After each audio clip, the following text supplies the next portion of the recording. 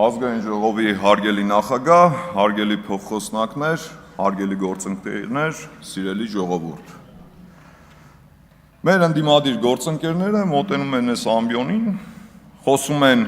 զինվորի պաշտպանվածության մասին, խոսում են բանակի մասին, խոսում են այն պայմանների մասին, որում ծառայում են մեր զինվորները, բայց մեր ընդդիմադիր գործընկերները չգիտես ինչի հանկարծ մոռանում են, որ իրենց շարքերում իրենց կողքը նստած է մարդ, ով կամենում է հայ զինվորի մահը։ Պարոն Էդգար Ղազարյան, խոսքը ձեր մասին է։ Այս նույն խմբակցությունը, որի ցուցակով դուք դարձել եք ազգային ժողովի պատգամավոր, անդադ խոսում է ինչ-որ պետական բյուջեի տնտեսումների մասին, պետական բյուջեի միջոցները չվատնելու մասին, այս խմբակցության առաջնորդը Միչայելոս խոսում էր եւ խոստանում էր 1 դրամով վարչապետ աշխատելու մասին, առաջարկ կա եւ նույնիսկ հնչել է հայտարարություն, որ այս խմբակցությունից պատրաստվում են հրաժարվել պարգևավճարներից, ինչեւ է իրենց գործն է, փորձում են պետական բյուջեի միջոցները տնտեսել, շատ լավ է, ողջունելի է, բայց հələ մի հատ եկեք հասկանանք էլի, պարոն Ղազարյան, երեք այս ամբիոնից միտք եք հնչեցնում, որ եկեք փորձենք մշտական հանձնաժողովների թիվը քանակը կրճատել 12-ի փոխարեն հասցնել 6-ի, ինչի արդյունքում մենք կտնտեսենք $500,000 ու խոսում եք ինչ-որ ձիերից, թե դրա դիմաց կարող ենք ձիեր գնել արաբական, թե ինչի եք ձիերի վրա ֆիքսվել, դա այլ հարց է։ Բայց պետական բյուջեի միջոցները տնտեսող այս ուժեղ Հայաստան խմբակցությունը ոնց է պատկերացնում հայ զինվորի մահը կամեցող պատգամավորին բեր են նստեցրել են այս դալիճում, գոնե հաշվել են, թե հայ զինվորի մահը կամեցող պատգամավորը այդ պետական բյուջեից ինչքան է վարձատրվելու օրինակ 5 տարիների ընթացքում, հաշվարկել եք ժողովուրդ, ասեմ ձեզ, մոտ $250,000 5 տարիների ընթացքում, հետո էլ գալիս խոսում եք պետական բյուջեի միջոցները տնտեսելուց, դուք հասկանում եք ձեր նախընտրական ցուցակով բերել այս դալիճում պատգամավոր եք սարքել, նստեցրել եք մի մարդու, ով կամենում է հայ զինվորի մահը եւ ով պետական բյուջեից 5 տարվա ընթացքում $250,000 փող է ստանալու, մոտավոր։ Բայց պետական բյուջեի խնայողությունները, պետական բյուջեի միջոցների տնտեսումը ուր մնաց։ Հասկանում եք, չէ՞։ Էդգար Ղազարյանը, ով ցանկանում է հայ զինվորի մահը, Ուժեղ Հայաստան խմբակցության առաջնորդ Սամվել Կարապետյանի շնորհիվ պետական բյուջեից $250,000 փող է ստանալու։ Ինչպիսի տնտեսում։ Այս ամբիոնին մոտենում են խոսում են Տավուշի գյուղերի մասին։ Ասում են Տավուշի գյուղերը հանձնել են։ Մի հատ ուզում եմ հասկանամ, էլի Տավուշի ո՞ր գյուղերը։ Կարող է մի հատ էլ մոտենակ այս ամբիոնին ու ասեք, որ օրինակի համար Կզլ Հաջիլին կամ Խեյրիմլին Հայաստանի Հանրապետության տարածքային ամբողջականության մի մաս է եղել։ Իդեպ շատ հաճախ նաև այս ամբիոնից հնչեցնում եք, թե ինչ-որ տարածքային պահանջներ չունեք հարևաններին։ Շատ լավ է, որ նմանատիպ հայտարարություններ եք անում, բայց ինչ 4 գյուղերի մասին է, որ ասում եք հանձնել են Տավուշի 4 գյուղերը։ Կարող է այս խմբակցության ղեկավարի համար Խերիմլին ու Կզլ Հաջիլին էլ է հայրենիք, կամ պատմական հայրենիք, կամ Հայաստանի Հանրապետության տարածքային ամբողջականության մի մաս, թե սա ընդամենը հերթական անպատասխանատու հայտարարությունն էր այս ամբիոնից ձեր խմբակցության պատգամավորների մեկի կողմից։ Ինչպես օրինակ անպատասխանատու հայտարարություններ, որ Կիրանցը անկլավ է, ձեր պատգամավորի թեկնածուներից մեկը հայտարարեց ու մինչ օրս ոչ ոք ոչ հերքեց այդ հայտարարությունը, ոչ էլ ներողություն խնդրեց այդ հայտարարության համար։ Ինչպես ներողություն չխնդրեցին ու չհերքեցին այն հայտարարությունը, որ Լեռնային Ղարաբաղը ստեղծման օրվանից եղել է ճանաչված անկախ հանրապետություն։ Մինչ օրս չեն հերքել ու ներողություն չեն խնդրել դրա համար։ Երկրորդ, ժողովուրդ ջան, երբ որ դուք մոտենում եք այս ամբիոնին,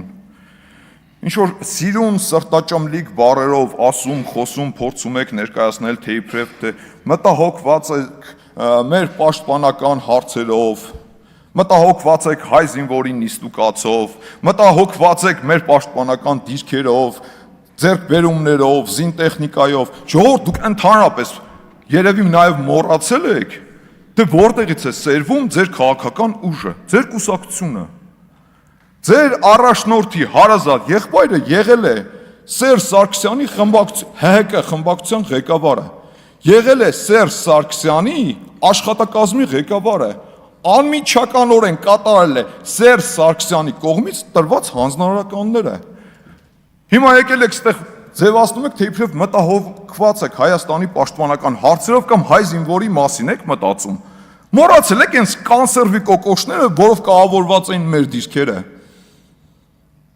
Այդ նույն Սերժ Սարգսյանի պաշտպանության նախարարն էլ ամեն անգամ տեսախցիկների առաջ կանգնում էր խրոխտ հայտարարում էր, թե գիտեք ինչ կա, փորձում էր համոզել մարդկանց։ Այդ կանսերվի կոկոշները գիտեք ինչքան արդյունավետ միջոցներ են դրանք մեր սահմանները պահել պաշտպանելու համար։ Խոսում են զինվորի մասին, որ զինվորի մասին։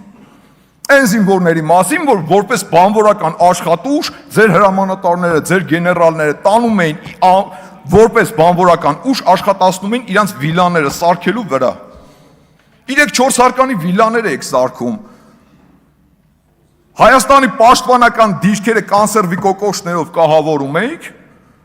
դրա փոխարեն ձեր հրամանատարներն ու գեներալները 3-4 հարկանի վիլաներ էին կառուցում ու որպես բանվորական ուժ էլ Հայաստանի Հանրապետության սահմանները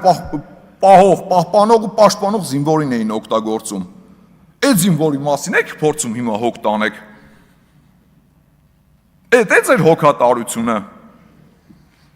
Խոսում են աթեիստներից, աթեիստների արտադրություններից, ձեռքբերումներից։ Ժողովուրդ ընդհանրապես մոռացել եք այն Սերժ Սարգսյանի իշխանության օրոք, որի հետ իշխանություն եք դուք կիսե եւ փաստացի ձեր դեմքով Սերժ Սարգսյանը ներկայացված է ազգային ժողովի դահլիճում, այո, ուժեղ Հայաստանի դեմքով Սերժ Սարգսյանը ներկայացված է ազգային ժողովի դահլիճում։ Այդ Սերժ Սարգսյանի օրոք գեներալ են հայտնի գեներալներից մեկի ասած միտքը արած հայտարարությունը մինչև այսօր ուղեղս է ծակում։ Ասում են այդ աթեիս, մաթեիս, ինչ դրանք ստից բաներ են, ծիտիկներ են։ Իմեր ինչին է պետք ընդհանրապես աթեիսը, Google-ի քարտեզը կբացեն կտենանք էլի ինչա կատարվում։ Ու սա այն ժամանակ, երբ որ 10 եւ ավելի տարիներ արդեն Ադրբեջանում սկսվել էր աթեիստների արտադրությունը։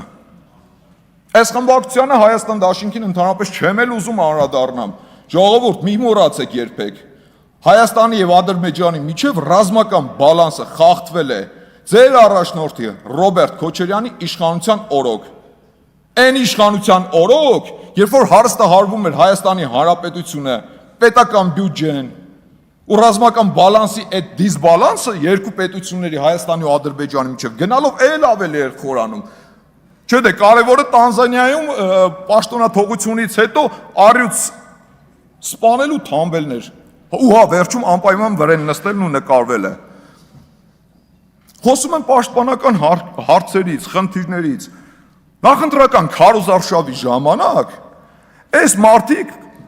փնտրել գտել էին մի հատ Ղարաբաղցի հրամանատար Կանդազ անունով։ Հա լավ է կարը ձեր գործն է։ Խրոխտ կանգնում էին այդ մարդու կողքը, լուսանկարվում էին։ Այդ լուսանկարն էլ ամբողջ հանրապետությունով մեկ պատերին կպցրել էին։ Բա ուրա Կանդազը ժողովուրդ։ Պարզվում է անցնում է քրեական գործով։ Պարզվում է անցնում է այն քրեական գործով, որի համար մեղադրվում է ընտրակաշառք բաժանելու մեջ։ Չէ, բայց այստեղ ամենահետաքրքիրը գիտեք որն է, թե ինչ արժեհամակարգի տեր էր Կանդազը, թե ինչ ավանտյուրաներ էր արել, թե պատերազմի ժամանակ ինչպես էր խուճապ տարածել Զորքի շրջանում, ինչպես էլ Արայիկ Հարությունյանի կողմից հասկացա դուք չէ բնականաբար։ Ինչպես էր մարտի 1-ին մասնակցել, ինչպես էր 44 օրյա պատերազմի ժամանակ խուճապ տարածելու համար Լեռնային Ղարաբաղի նախագահ Արայիկ Հարությունյանի հրամանով կալանավորվել, դա այլ հարց է, բայց հարցը գիտեք նաև որն է, որ այդ Կանդազի մասին դուք ընդհանրապես մոռացել եք, ինչպես նաև մոռացել եք բոլոր այն ձեր թիմակիցների մասին, որոնք ձեր համար վիզ դրած ընտրակաշառք էին բաժանում ու այսօրվա օրով քրեական գործերը շալակած նստած են, հայտնվել են ճաղերի ետևում։ Իմիջիայլոց այս խմբակցության հետ տարբերությունը ուժեղ Հայաստանի ու Հայաստան դաշինքի հասցրել եմ արդեն նկատեմ։ Մի փոքրիկ տարբերություն կա։ Այս խմբակցությունը փոքր շատը գոնե փորձում է հիշատակել իրենց գործընկերների մասին։ Օրինակ Արթուր Սարգսյանի, ինչ խոսք։ Տեղին թե անտեղին, սխալ թե անսխալ, այս մարդիկ փորձում են իրենց ընկերների համար պայքարել, ողջունելի է,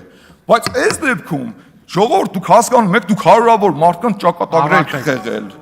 Կասեք, ընտրական ձեր համար ընտրակաշարք բաժանած հարյուրավոր մարդկանց չակերտավոր ասած փուրը տվեցիք ոնց որ կանդազին։ Ու այդ մարդկանց վրա խաչ քաշեցիք։ Պարոն Ղազինյան,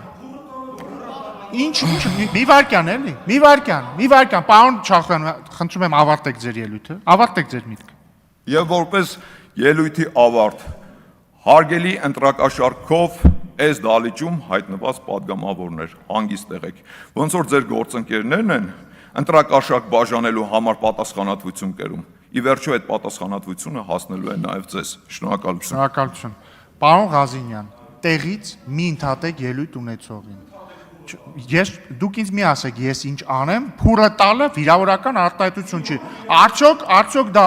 կներեք, ես բան չեմ առաջնորդվելու ձեր սուբյեկտիվ ընկալումներով։ Դա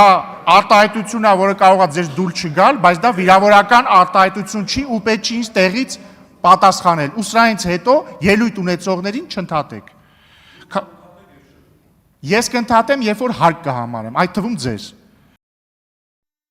Հավանիչ տեսանյութը եւ բաժանորդագրվիչ նորությունները բաց չթողնելու համար։